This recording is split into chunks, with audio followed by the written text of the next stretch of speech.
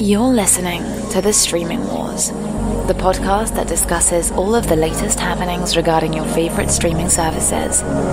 Find out which service is winning the war this time around. Hello everyone and welcome to the latest episode of The Streaming Wars. I'm Dustin and Tony is with me and we're here to discuss everything from October 28th through November 3rd as it relates to the streaming services. We have a bunch of news to discuss. There's been kind of an influx of news because I think as you're listening to this podcast, we're probably in the middle of a situation. Obviously, those of you who haven't figured out, we typically record our episodes on Tuesday afternoons and then I edit them on Wednesdays and then we release them right away on Thursday morning as quickly as we can on the various platforms that we do. But as you're probably listening to this, hopefully the election results are in, but it's doubtful based off of everybody out there saying what's going on. So here in the US, that's going to suck up a lot of the news because that's what everybody's going to be talking about. So we're going to have an episode here. There's a bunch of news that happened at the very end of last week, and then there has been very little news since. But we're going to discuss that, and then hopefully we have some sort of news for next week's episode, and we'll have more to talk about. And if we don't, then we'll finally get around to, of course, the COVID effects on streaming, which I have continuously put off. So with that being said, let's get into Netflix. First up, Netflix has ordered the animated series My Dad, the Bounty Hunter. There is a sister comedy feature with Awkwafina and Sandra Oh that has been greenlit at Netflix. David Beckham has a docuseries that is supposedly in the works at Netflix. And probably the biggest news out of Netflix, and probably the biggest news out of the week last week, was that Netflix has announced price hikes effective immediately. So if you are in fact a subscriber and you got charged on November 1st, well, in fact, your prices all went up as their most popular plan jumped up to $14 and their premium tier went to $18. The basic plan remained at $9 a month. And of course, all these prices are specifically related to here in the United States where we are located, but these are pretty big jumps because $18 for the premium tier at Netflix, that actually pushes it higher than HBO Max, which as I tweeted through the announcement, well, it's going to start making HBO Max look much more appealing to a lot of people who are complaining about the price when the premium tier at Netflix is more expensive and the most popular plan is only $1 less than what HBO Max offers. Netflix, of course, stated that their reasonings for doing this is that they, of course, have a lot of original content that they are continuously producing and they want to continue to produce a lot of original content. Whether or not they cancel it prematurely or they don't have a lot of success with some of the original content, they want to make sure that they are continuously creating that original content. So that is the reasoning from them, at least, as to why exactly Netflix has raised their price. I think this is going to be a pretty big and also not big thing. I think as a news story, it isn't that huge of a deal. Like, Netflix raised price a year or two ago by a few dollars, and people still kept their subscriptions. There was no huge amount of churn that people left their plans because it got too expensive. But it also helped Netflix also increase their cash that they got and to invest into different projects and more projects like that. So I don't think that that's going to be a big deal. But there is something as the market leader in the space of it being Netflix. Their subscriber count just dwarfs pretty much everybody. They're the leader by a long shot of how they're raising the price and how, as the industry leader, they're setting the price to a little bit higher. And they're slowly increasing the price over time. And I'm curious, there's got to be an upper limit sometime. I don't think it's going to be soon. I think there's probably going to be a few more price increases after this one, But where is that upper limit? How much can Netflix, as huge as it is with its US subscriber base, as huge as it is, how much can they push that upper limit? Because I think that's important. And there's going to be an upper limit of streaming services and prices of premium price points. And, if Netflix sets the record of okay, it's going to be $15 per month streaming, well, then what are the other players going to do? Are they going to go under? Are they going to try over?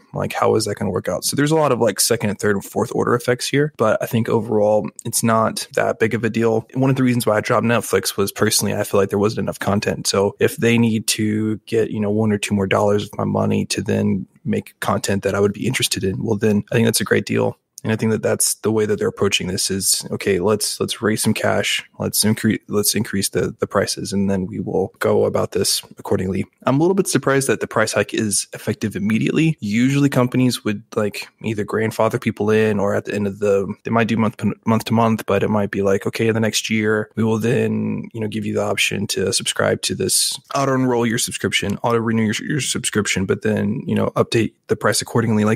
There's all these different ways that you could do it. I'm just surprised that the price hike effective immediately is going to happen. I think that's a little bit surprising as well. All right, so then jumping over to Prime Video, there is a thriller drama series called Tell Me Your Secrets that was originally planned for TNT that will now premiere on Prime Video. They are developing a fantasy drama novel adaptation of Havenfall. Prime Video has ordered the television series adaptation of The Things I Know to Be True. Amazon announces the second wave of Welcome to Blumhouse films for 2021. Amazon has also hired the former BritBox CEO as the head of Prime Video channels going forward, and Amazon has also given the green light to the supernatural series The Rig. We have nothing for Hulu. Jumping over to Paramount Plus, Kenya Barris is looking to leave Netflix for Viacom CBS. Now, this news actually came out in the past couple of days, but this is kind of interesting for a number of different reasons, and I want to specifically call out a couple of things.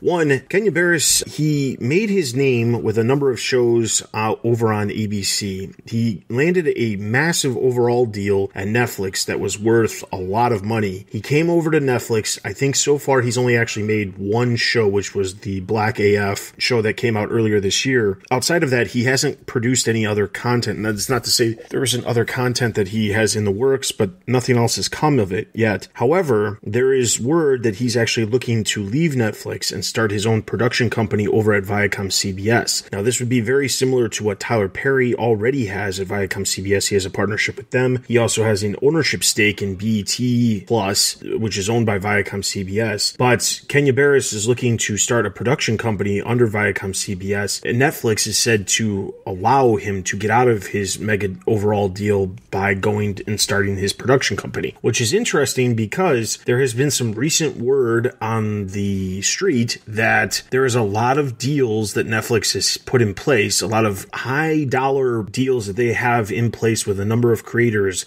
and the amount of content that has actually come from those deals, despite the extremely high cost, has not been as much as they had hoped. I know that Shonda Rhimes has a overall deal, her very first series after that deal was announced, I think well over a year ago. That first project that she has is actually coming out Christmas Day, but there's more. I mean, we know that DB Wise and David Benioff have an overall deal with Netflix, and outside of helping produce a comedy special, they haven't done anything yet. And that's not to say that there isn't things in production, because that's not the case. But it's interesting because there has been conflict amongst the investors and analysts about whether or not these giant high-priced deals that they have in place with a lot of creators are actually well worth it. Ryan Murphy has a massive deal, and he's had a couple of different things released this year that for the service. But the question is, are they actually, outside of a big name attached to them, are they actually bringing in viewers? Some of the content, if it's not bringing in a large number of subscribers or not getting a lot of viewing time, is it worth that high cost it is to have an overall deal with some of these television producers? You could also flip the argument is like how much is Netflix, saving in terms of potentially people going to a different streaming service to watch these other, content producers' content on other streaming services. I'm like, Shonda Rhimes is huge. Like you just mentioned Ryan Murphy. I mean, all these Benioff and Weiss, they still, even though they kind of messed up season 8 of Game of Thrones, they still have a pretty huge following. They're very huge. What is the opportunity cost of like at least holding their contracts, like holding them to Netflix? They might not create that many big shows there, but you're at least keeping those creators from hurting you. If they're with another company, like you got to also play that math as well. If you have these talented people, at least on your roster, they're at least not on somebody else's roster playing against you. I think that's also important for people to understand. Like there is that type of, gaming as well that's happening with these contracts and stuff like that. All right. So then jumping over to Apple TV Plus, there's a comedy series called Platonic with Rose Byrne and Seth Rogen attached that has been greenlit at the service. Apple has also signed Jon Stewart for a new current event series. Now, Jon Stewart, the former host of The Daily Show with Jon Stewart, he is coming back to basically do something very similar to what he has done in the past and what he's honestly best known for, which is a current event series. And that's a big gain for Apple because that HBO has John Oliver and Bill Maher. There's still obviously The Daily Show with Trevor Noah. There's a lot of shows out there but this is the type of content that of course broadens the type of content you can offer to your subscribers. It was also announced that Apple TV Plus will be coming to Xbox consoles on November 10th. Now, this is not just the new Xboxes, but also the current generation of Xbox consoles. We talked about last episode how PlayStation 5 was going to be having the Apple TV Plus as well. I told you that we were going to keep hearing about this, and I'm not wrong, because Xbox also announced there's a slew of other services that will be available day one for download, not necessarily obviously to use. You still have to have a subscription and be able to log in. They will be accessible through Xbox consoles once they release as well. So think about the streaming devices that are out there, and just remember that there are more than just the Amazon Fire Stick, the Roku, Chromecast, and the Apple TV. There's a lot of other devices that are out there too, including gaming consoles. All right, so we have nothing for Disney Plus. We have nothing for Quibi. HBO Max. HBO Max has picked up the dark British comedy series 2 Weeks to Live. That's actually premiering very soon. HBO Max has also picked up 3 additional projects from Mo Williams. HBO Max has ordered a Tiny Toons reboot. Now, if you follow along with cartoon news, you probably know that there is an Animaniacs revival that is coming to Hulu this month. It was announced well over a year ago, but there's in fact a new series for Tiny Toons, which was kind of the companion series to Animaniacs. It came out at the same time, was also headed up by not only Warner Brothers, but Steven Spielberg's Amblin Pictures. So that is also coming to the service in the future. Tiny Toons is returning. There's a supernatural animated series called Unicorn Warriors Eternal that has been ordered at the service. HBO Max is going to make the novel Good in Bed into a feature film. HBO Max has picked up the Little Yachty dramedy series that was originally slated for Quibi. This is the first Quibi series that has actually surprisingly got a lifeboat from another service. I love the pun. Yeah, it wasn't mine. I actually saw it somewhere else. There is a Bee Gees documentary that is going to be airing on HBO Max. HBO Max has expanded their streaming deal with Comedy Central to include The Chappelle Show, Key and Peele, Inside Amy Schumer, Reno 911. A ton of shows. A lot of the high-profile Comedy Central shows are now going to be coming to HBO Max as well. Kids and family programming at HBO Max has actually shifted to Warner Brothers as the corporate restructuring continues. Now, this isn't a huge surprise. As we know, a lot of the HBO Max specific programming divisions have basically been kind of absorbed into the existing Warner Brothers television departments that already exist. This is kind of interesting specifically because, as we know, at all of the streaming services, this isn't obviously just HBO Max. When it comes to kids and family, there's a huge focus on making sure that there's a lot of content available that appeals to a younger audience. And especially at HBO Max, they're trying to make sure that not only are they gearing their content for the young adult content, but they also need content for children as well. So there's a lot of content that they're trying to make sure that they have for the service that works. One of the interesting things out of the article that we actually have attached is that there's this belief that there is an underutilization of the Looney Tunes characters, along with a lot of the other stuff that they have within Warner Brothers, including Tom and Jerry and a lot of the Hanna-Barbera characters, and they're not really being used as well as they should be. And a lot of that goes back to the usage from Cartoon Network and how that stuff wasn't really being utilized as well as it probably should have. They might have been shopping for content outside of the company instead of trying to utilize some of the characters that they've already have established, and that there is a following, maybe not as big as some of the other ones, but that's what we're getting. So the person who's taking over is actually from Warner Brothers Television. They were already in charge of Global Kids, Young Adults, and Classics. They were put in charge of that back in June. That is Tom Esham, and he's going to be working hand in hand with Casey Bloys, who's obviously leading the HBO and HBO Max content division as well. But there's a lot of content that I believe has the potential of them doing a lot of things. Warner Brothers has an insanely large catalog of content they can create really great things with. It's just a matter of finding the right thing. One of the biggest surprise I think with the HBO Max launch was that they had these Looney Tunes shorts that were in some regards some of the most watched content on the service when it first launched. And there's a reason for that, because kids to this day still enjoy Looney Tunes. Looney Tunes, even the older stuff that is, decades old is still very much enjoyable by children to this day. And it's content that works.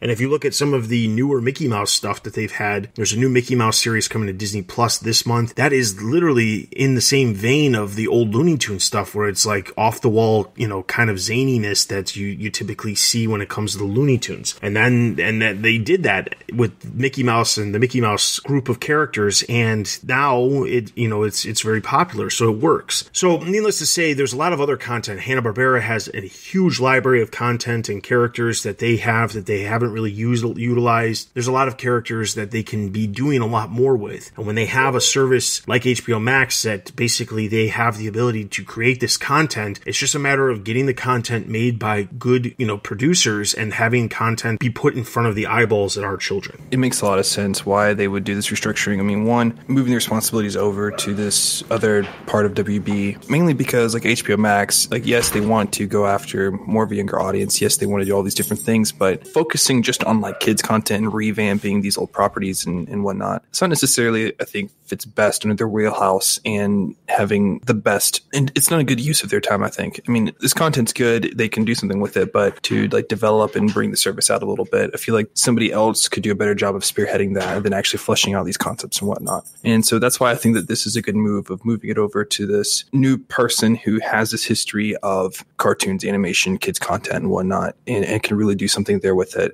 I know some people who are like, how is HBO Max, whatever, going to use their library to help with kid stuff? I mean, I don't know. I turn on Disney Plus and you got like 15 different like Mickey Mouse related themed things going on all at one time, either old shows or newer shows or whatnot. Like, all you have to do is just revamp the content and get it into kids' hands. Like, yeah, kids might not like the old cartoon that we had like back in the day when we were kids, but you can do a little bit different and then, jazz it up for them and get it to go. I mean, I think my kid would like, Bugs Bunny and all that stuff. So it's not hard. They have good properties, like you said, of just content that's sitting there that could be revamped. It's just making sure you get the time and the expertise to really do that well. And I think overall this is a good move because it's allowing this content to be in hands of people who know how to get the most out of it. All right, and finally with HBO Max, there was a new interview that was done with Andy Forssell, who is the HBO Max chief, and he had a bunch of different things.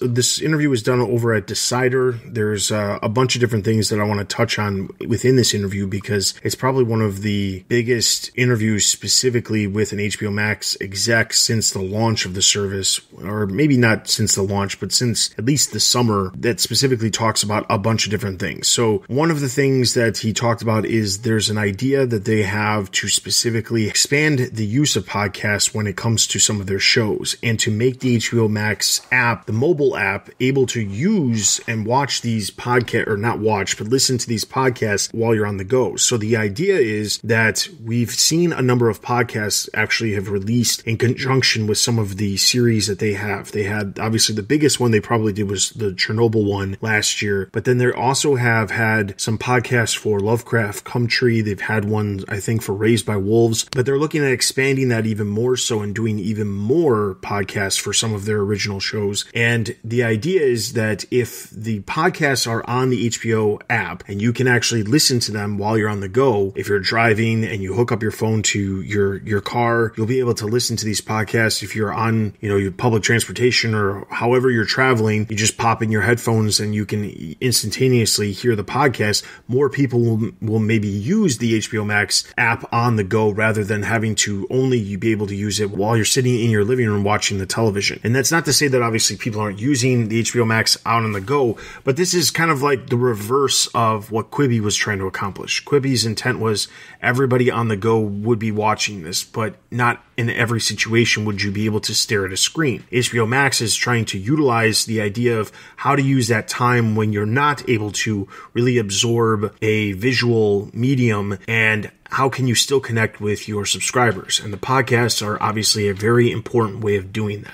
Some of the other things that came up in this interview, there was a number of movies that have actually just released to the service back on November 1st. There was actually over 175 movies that landed on the service. He was specifically asked how in the world there was such a big influx of movies, and his response was very interesting. He said, it's a couple of things. First, Time Warner had licensed out many titles for multiple years prior to the acquisition by AT&T, so we're adding more and more every month as the rights to those titles come free. Second, we've had particularly strong response on films. We have an unparalleled movie collection haven't been loud enough about that. So we're trying to add more films as we go, which specifically means that response is that the movies on the service are doing extremely well, whether it be the ones that are licensed for HBO and that are available on HBO Max, or the part of the library that they already have that's existing. They've been having a lot of success with the films, probably more so than some of the other services out there. Specifically, when you look at Netflix does have movies. They have plenty of movies that they license. They have, obviously they have a selection of films that they've done that they're originals. They don't have the ability to have this massive library that Warner Brothers has. So to have 200 movies, I mean, let's be honest, that's only a couple years worth of movies out of the almost 100 years worth of Warner Brothers content that exists. So there's a lot of content out there that they can continuously add to the service, especially as those licensing rights come up. One of the other things that he specifically mentioned was that they talked about the ad-supported tier in 2021. He also stated about the prices, and he said that while their price has been high, he believes that they are offering premium television, premium content, so it's worth the price. The ad tier is planned to launch before May of 2021. Word right now is that the ad-supported version of the service should actually be launching in early 2021. I'm going to put money on probably a March-April timeframe. And then there was basically the last bit of the interview with some updates. There was a question that was asked. There are licensing reasons why you can't immediately bring CNN fully into HBO Max. Peacock is in a similar situation with MSNBC and CNBC, but putting Meet the Press and some other things on the service. How are you thinking about CNN? Their response was, CNN is phenomenal, global brand, and we'd be crazy if we're not looking for ways to integrate it. We think that it can be done in a way that is respectful of our cable distribution partners. We've got a lot of stuff on the drawing board, but nothing to announce right now. And I mean, we did say a couple of weeks ago that CNN bringing it in some form to HBO Max would be very, very smart, and obviously they're aware of that too. They were also asked about next day episodes from content from TBS and TNT, and they said they don't have any specifics, but they have talked about how to make that happen. Point is, there's a lot of here. I would honestly, if you're HBO Max fan like I am, and you want to know what's going on with the service, I strongly suggest you check it out, because you're probably only grasping at maybe 50% of stuff that's in this interview. So just check it out and see what there is. Yeah, it was a very good interview. I really enjoyed reading it, and I felt like the interviewer did a good job of pushing and prodding to try to get a little bit insider information, but to really push for some answers. I felt like you have some interviewers who are just pushing just for gossip, but I felt like the person was really like a fan of the service and was like, hey, like how would this affect me? How can I get some of this? And I appreciated a little bit of they were talking a little bit about recommendations, and they were kind of getting into that, and it's like, hey, how can this? Are the recommendations pretty broad? Is there stuff that's really aimed for me right now? And it's like we'll get there eventually. Right now, it's really kind of the same recommendations for everybody, and stuff like that. So that was kind of interesting. The responses there, and how HBO Max is maturing as a product to really develop content for specific groups of people and try and deliver it to them based on their recommendations. So that was a pretty cool part of it. To go back to the podcast bit, I found that very interesting, because you see, I love podcasts. I listen to many podcasts. Either I'm at the gym or I'm driving, commuting to different areas, even still in COVID. Yes, I still have to drive a little bit. And I listen to a bunch of podcasts, and so I keep up with the podcasting space, and you've seen a big shift of like Spotify shelling out tons of money for podcasts, and how that's been a huge boon for them, of like how Joe Rogan has helped Spotify's bottom line. iHeartRadio, Slate has really been a big thing. The point is that people spend a lot of time. There's many different ways to consume media. One of them is podcasts, which are huge. I think it's interesting of how HBO Max is looking to get into that space with companion podcasts for Chernobyl, Raised by the Wolves, Left Guard for Country. I think that's a really cool and novel idea of you still want people on the service, you still want people consuming your content, but you can then tell different stories and deliver different products for different people, and you can add value by doing that. I know Marvel had, and so like you could tell like news stories. I mean, you can have like a daily show type podcast that's going on where it can just be about the news, and you can have something there. I think it's also interesting I think back to Marvel, they've had some podcasts that are a season long telling a complete story. I mean, you can do something like that on HBO Max. It's like, hey, here's this story over here, then you can have this other part over here. I'm thinking almost back to what if you did like, The Walking Dead, you would have the main TV show, and then you can have like another side part of The Walking Dead show, a side plot or something being covered in the podcast instead of another TV show that would be on AMC. Like there's a whole lot of room to move there. And I think that's a really interesting companion piece with HBO Max of like having the podcast. And I think that that's an interesting idea. And I hope that more streaming services pick that up. And I hope HBO Max really goes in because there's a lot of room to explore there. And I would be personally, as a fan of the service, would very much check that out if they had podcasts. But yeah, overall, it was a fun interview and I really enjoyed it. And I thought it was one of the better ones I've read. All right, so jumping over to Peacock. Peacock or Comcast, I should say. Comcast has announced that Peacock has hit 22 million users. Now, to be clear, that's not 22 million paying users. That just means there are 22 million active users using Peacock. Now, the vast majority, most analysts are saying that the vast majority of people using Peacock are probably using the free tier, and that is why, of course, the number is so extremely high. That obviously is the case. Also, keep in mind that if you are a Comcast subscriber, you also get that medium tier for free. That is included with your subscription to internet or cable television that you have. So there's a lot of people who could just be checking it out on an occasional basis. I can personally say I've checked it out a couple of times to see, if I was looking for a movie to watch or something like that. I've checked it out. Don't regularly use it. I don't use it anywhere near as much as any of the other services that I subscribe to. I'm lucky if I even open the app up once a week. All right, jumping over to niche streaming services, IMDb TV has picked up a new court show from Judge Judy, and Crunchyroll is reportedly being eyed by Sony for almost $1 billion.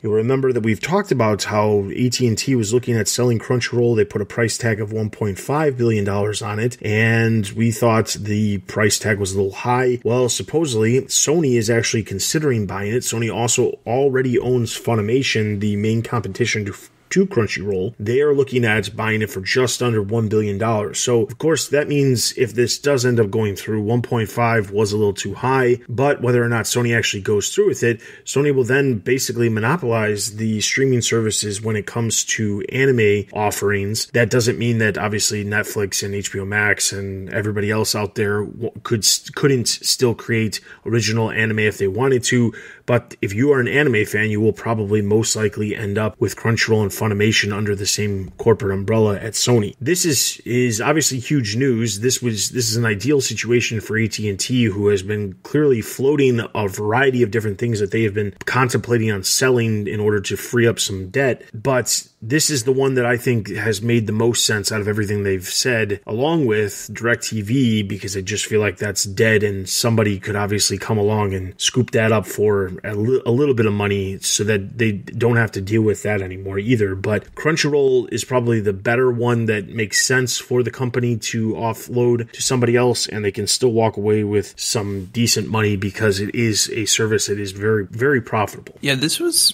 pretty huge. I mean, we hear a lot about potential deals, but Crunchyroll going to Sony is a pretty huge thing, especially for the price point. I mean, it really sets up Sony as, it's surprising that Sony isn't as huge and involved in the streaming space as it is, given the amount of television shows it produces, given the amount of films it produces. Like, you would thought that they would have had their hand somehow in this space, but they haven't to this point. So that's been a little interesting. So now that they would become essentially the top dog in anime, that would be, I think that's pretty huge for the anime space. I'm not really into anime myself, but I have friends who are, and you now are going to have Netflix and then essentially Sony kind of control this, and how is that going to move going forward? I think that's pretty huge. Also that price tag is pretty killer. $1 billion.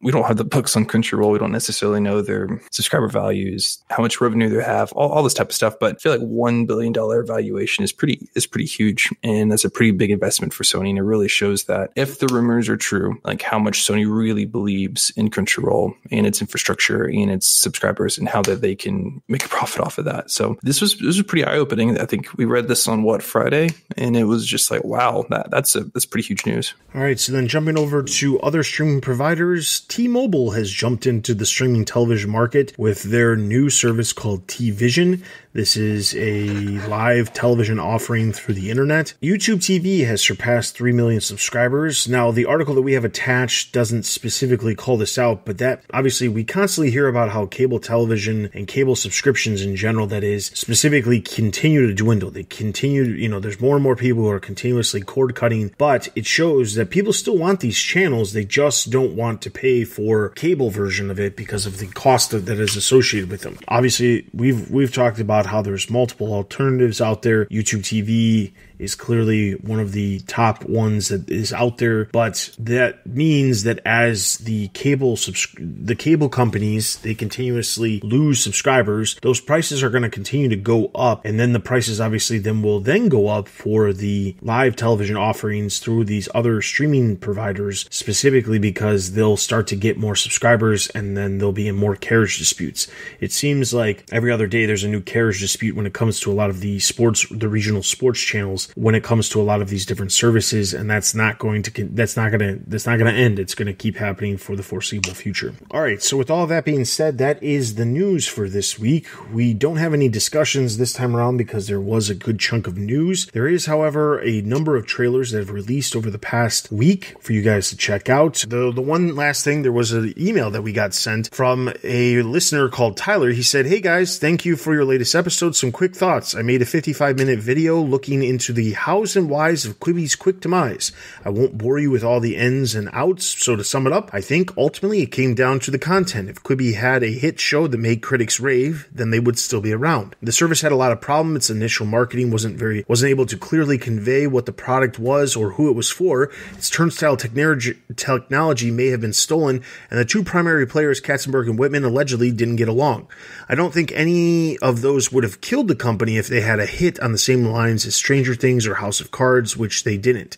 From what I read in the excellent Vulture article, Katzenberg was offering top dollar for talent, but got the second or third best ideas from everyone who made anything there. This is not a recipe for success, especially with the field being so crowded. I'd love to see the initial market research, but I believe, or at least hope, that people would have paid for premium content, the HBO of 10-minute content, and they didn't get it and thus didn't pay. Keep up the good work." Well, thank you, Tyler, for the email. Obviously, and let's just talk about this real quick. Let's be honest, there wasn't really any content that really was worth it. I checked out some of their top tier content that they released with, and it was just kind of blah. The Most Dangerous Game had an interesting premise, but it wasn't anything more special than a C or B-list movie that, a B-list action movie that releases, straight to DVD. So I don't know why they thought the content was going to garner so many eyeballs when it really, their top tier stuff was the stuff that I think wasn't that great. The Daily Essentials were probably some of the content that more people were watching, which is why they started adding more Daily Essentials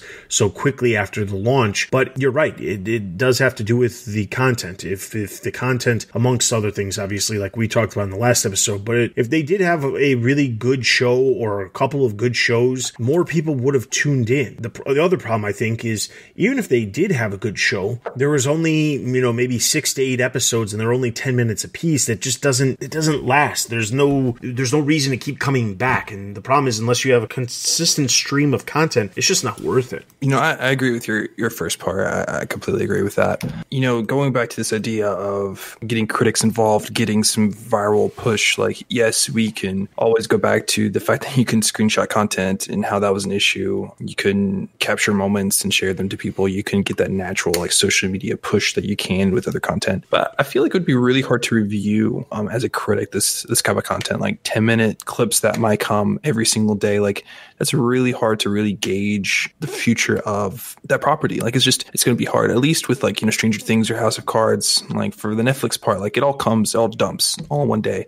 Going back to like The Mandalorian, which, plugging that, season 2 just dropped. The first episode of that dropped last week. So I'm really happy and pumped about that. But that comes every single week. But that's still like 35 to 50 minutes of content that drops at one time. That's actually something that one could review. Like that's substantive content. Whereas in 10 minutes at most, like that's really hard to really gauge of like, hey, is this really good? Like that's the first act before a commercial break where somebody has to go to the bathroom, like in a traditional TV show. So it's just so hard to, I think, to even get that critic push, to get that viral push, because as you get started, it's the end of that episode and you have to wait till the next day. Well, then, a whole day happens. Like I forgot what I ate for breakfast sometimes. Like there's so much that happens through the day, and then you want to get Quibi again, and then you have to remember what the show was. Like to keep this very short. There's a lot that happens, and I feel like the short form content is, I think, that's not a dead idea. It's just hard to get a big viral push like they wanted. And that's why, going to this idea of like why, yes, given all the other, potential failings of Quibi, one of the main reasons why it didn't catch hold was because there wasn't this critic raving social media attraction, like social media fire of like, hey, you got to check out this thing, check out this. Like, is because it's really hard to do that for 10 minutes worth of content. Like that's like I said again, like it's the first act before like a bathroom break. It's so hard to really even gauge that. And I think that's why the most interesting show on Quibi, in my opinion, was The Most Dangerous Game. But after, 8 minutes, I wanted more, but then I have to wait to the next day. And that's just ridiculous. So yeah, there's so many issues with Quibi and its content model that I think that this is going to be an interesting case study for people for the future. And I think that there is going to be, I don't know if it's going to be a separate company. I don't know if it's going to be YouTube or TikTok or Snapchat or something, but I think that there is a push for more premium content. I just don't know where that's going to come from. And I think Quibi is going to be an excellent case study of like what not to do and chart a path forward of like how one could do high-end short-form content. But thank you for writing an email and checking us out. I really appreciate that. Yes, very much so. And I'll leave it at this. The one thing that you have to learn from the Quibi debacle that is that Quibi, it shows that just because you throw money at something doesn't make it something successful. And I think that Netflix is slowly learning that with what the content that they are having for their service. They're realizing they can't just frivolously spend money on something. They have to have a reason and a legitimate demographic that they're targeting in order to have something potentially be successful. They're having to go back to basically the old television model of who are we creating this television show for,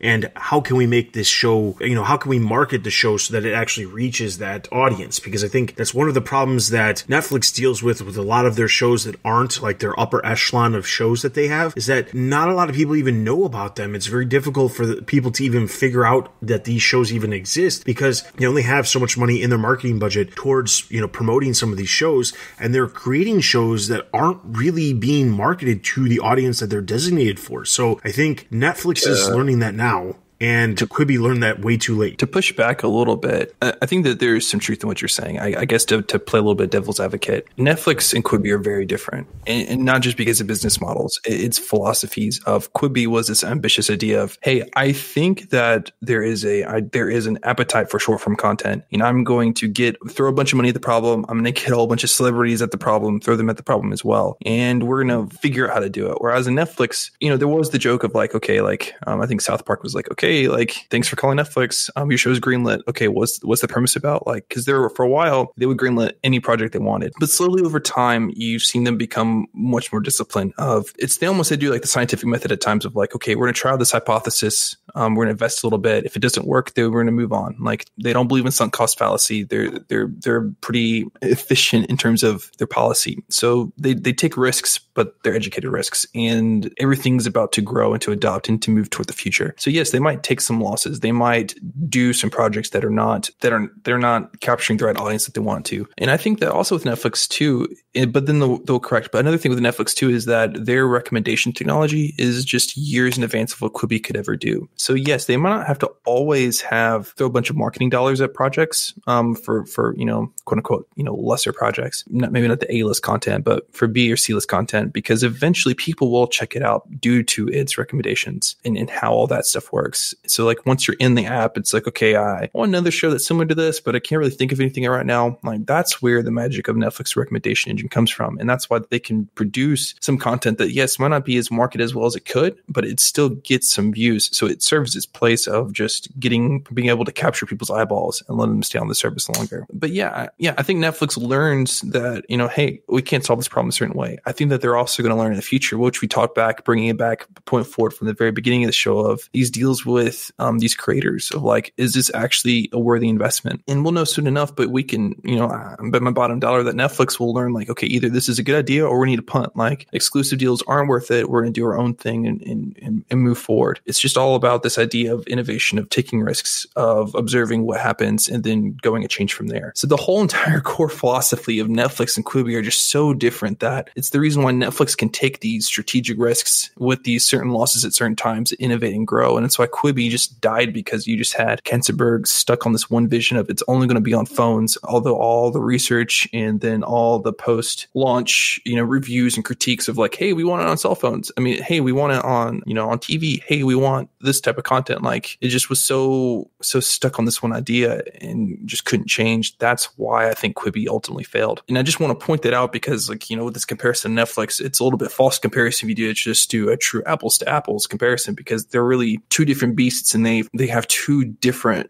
business models and business approaches and philosophical approaches that as well, just due to just the nature of the different CEOs and whatnot. So, but yes, Quibi, thank you for giving Dustin another opportunity to complain about Quibi. I really appreciate that. Just, we need more Quibi hate on this podcast. And of course, I said on the last episode that we probably wouldn't be talking about Quibi anytime soon. So yeah. So listeners, just please keep writing in and just give Dustin more opportunities just to rant. That'd be great. I guess if that's what our listeners want to hear, keep doing it. All right. So with that being said, that is everything for this episode. I want to encourage everybody to follow us on Twitter and join our Discord to check out all the articles that we talk about here on the podcast and some that we don't. Also, be sure to follow us on Instagram for all the latest announcements related to the podcast releasing. In addition to that, you can send us an email at thestreamingwars@gmail.com with any questions, comments, concerns, feedback, topics you'd like us to discuss on future episode, feedback wherever you are listening to this podcast. That is always greatly appreciated as well. And with that being said, for Tony and myself, this has been the Streaming Wars. Please continue to stay safe out there, and we'll see you guys next time.